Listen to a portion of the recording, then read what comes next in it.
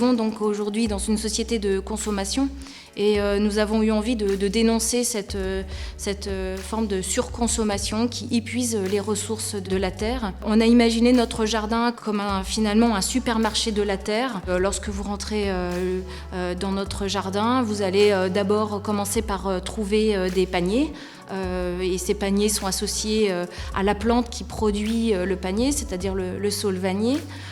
Ensuite, vous allez rentrer dans notre jardin et vous allez découvrir la première partie du terre-marché, magasin, qui va mettre en valeur donc, les plantes textiles comme le coton, le lin. L'idée derrière est de pouvoir se rappeler qu'un t-shirt, qu'une chemise en lin a d'abord été une plante cultivée quelque part sur la planète et qu'elle a fait un long trajet jusqu'à venir alimenter les rayons de nos magasins.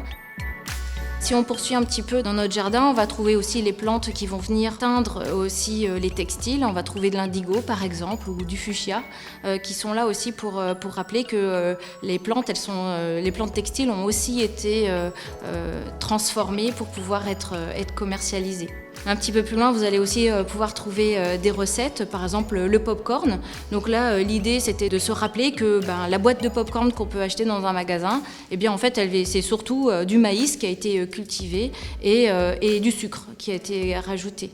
On va aussi trouver, par exemple, une sauce napolitaine ou les boissons chaudes un petit peu plus loin. Et là, on va trouver des plants de thé, des plants de café, des verveines citron, du jasmin, pour bien rappeler que tout ce que nous consommons aujourd'hui, en fait, a d'abord été un végétal nourri par la terre. Ce qu'on aimerait que les visiteurs retiennent de notre jardin, c'est que tout ce que l'on consomme est puisé des ressources de la terre et que nous vivons dans un monde de consommation et qu'une consommation éclairée, raisonnée, serait bien plus profitable pour tous et pour la planète.